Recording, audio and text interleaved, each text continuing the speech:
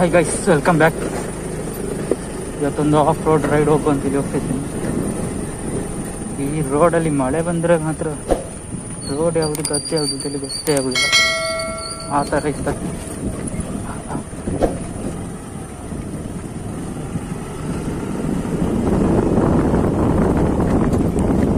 ಮಳೆಗಾಲದಲ್ಲಂತೂ ಗಾಡಿಯಲ್ಲಿ ಜೀಪೇ ಹೋಗೋದು ಕಷ್ಟ. ನಿಮಗೆ ಇನ್ನೂ ಮುಂದೆ ತೋರಿಸ್ತದೆ ಇಂಥ ರೋಡ್ ಇದೆ. ಅಲ್ಲೆಲ್ಲ ಹೋಗ್ಲಿಕ್ಕೆ ಆಗೋದಿಲ್ಲ. ರೋಡ ತೋಡ ಅಂತ ಗೊತ್ತಾಗ್ತಿಲ್ಲ. ಫಸ್ಟ್ ಟೈಮ್ ನನ್ನ ವಿಡಿಯೋ ನೋಡ್ತಿರೋ ಚಾನಲ್ಗೆ ಸಬ್ಸ್ಕ್ರೈಬ್ ಆಗದಿದ್ದಲ್ಲಿ ಸಬ್ಸ್ಕ್ರೈಬ್ ಮಾಡಿ, ಹೀಗೆ ಸಪೋರ್ಟ್ ಮಾಡ್ತೀರಿ.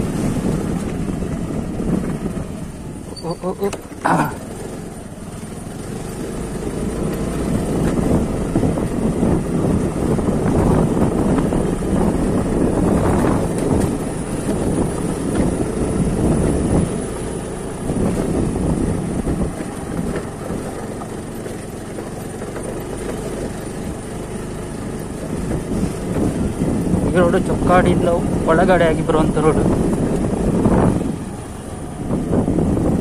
ಈಗಾದರೂ ಸ್ವಲ್ಪ 4 ದಿವಸದಿಂದ ಬಿಸಿಲು ಬಂದು ರೋಡೆಲ್ಲ ಸ್ವಲ್ಪ ಡ್ರೈ ಆಗಿದೆ. ಹಾಗಾಗಿ ಹೋಗ್ಲಿಕ್ಕೆ ಸ್ವಲ್ಪ ಈಸಿ ಆಗ್ತಂತೆ. ಈಗ ಇಲ್ಲೊಂದು ಕಡೆಗೆ ಹೋಗ್ಲಿಕ್ಕೆ ಉಂಟು. ಇಲ್ಲಿ ಹೋಗಿ ಮತ್ತೆ ಮೇತೋಗ್ಬೋದು.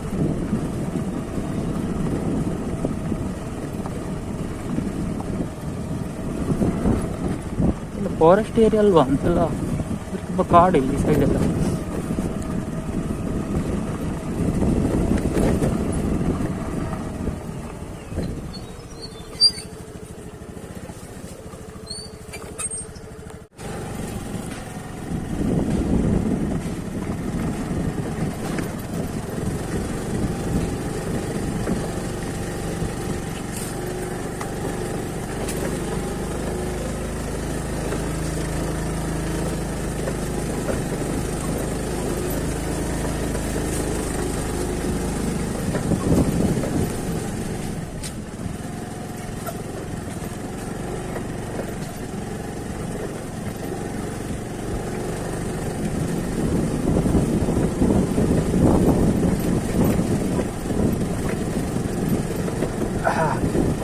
ಇಲ್ಲೆಲ್ಲ ಮಳೆ ಬರೋಕೆ ಮೊದಲು ಫುಲ್ ಗಾಡಿ ಜಾರ್ತಿತ್ತು, ಹೋಗ್ಲಿಕ್ಕೆ ಆಗ್ತಿಲ್ಲ. ಇನ್ನು ಮುಂದೆ ಇದೆ ನಿಮಗೆ ತೋರಿಸೇನೆ. ಒಳ್ಳೆ ರೋಡು.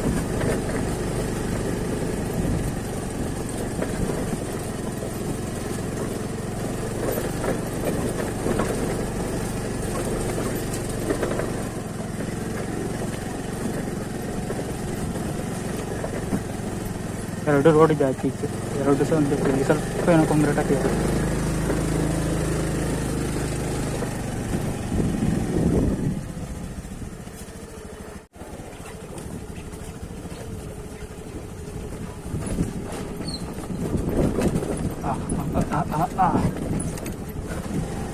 ಗಾಡಿ ಹೋದ ರೋಡು. ಇಲ್ಲಿ ಮೊನ್ನೆ ಅಂತೂ ಹೋಗ್ಲಿಕ್ಕೆ ಆಗ್ತಿರಲಿಲ್ಲ. ಈಗ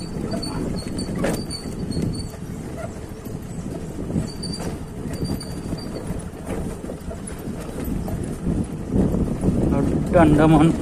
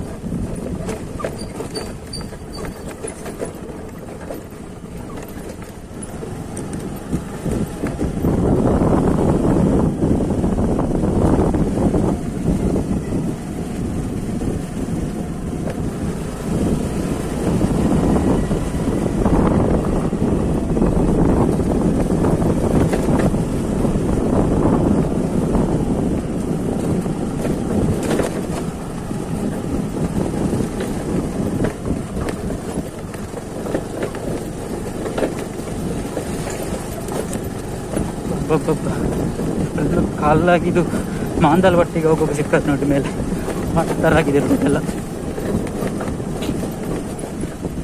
ಗಾಡಿ ಎಲ್ಲ 4 ದಿನದಲ್ಲಿ ಹೋದರೆ ಮತ್ತೆ ಗಾಡಿ ಗುಜಿರಿಗಿರ್ಬೇಕು.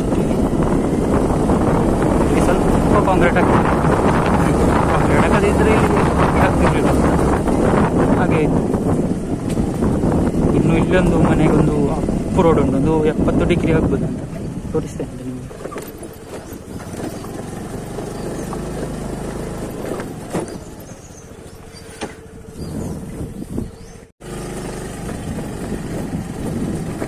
ಈ ಥರದ ರೋಡ್ ಇಲ್ಲಿ ಒಂದು 5-6 ಕಿಲೋಮೀಟರ್ ಬರ್ಬೋದು.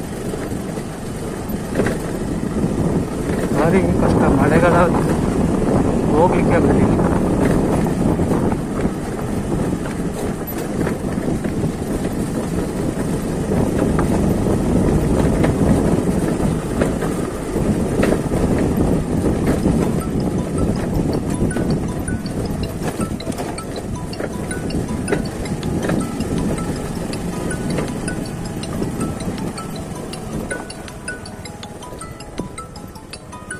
ಇಲ್ಲಿಂದ ಇನ್ನು ಮೇಲೆ ಹೋಗ್ಬೇಕಷ್ಟೆ.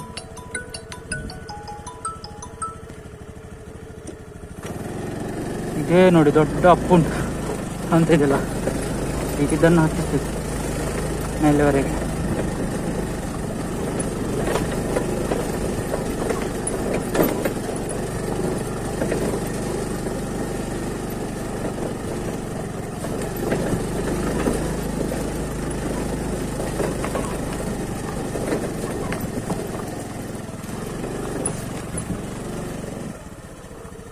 ಎಲ್ದು ಹೋಗುವಂಥದ್ರು ಹೋಗ್ಲಿಕ್ಕೆ ಆಗೋದಿಲ್ಲ,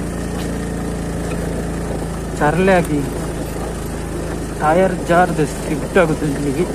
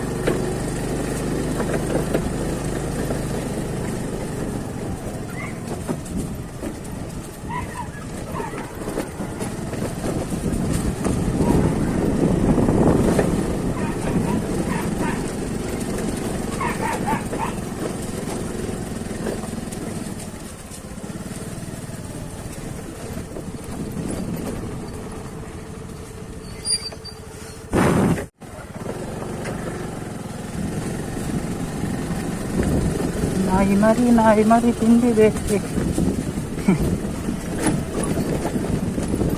ಮನೆಯಲ್ಲೇ ಆಗಿಲ್ಲ, ಕಟ್ಟಿ ಹಾಕಿಟ್ಟಿದೆ.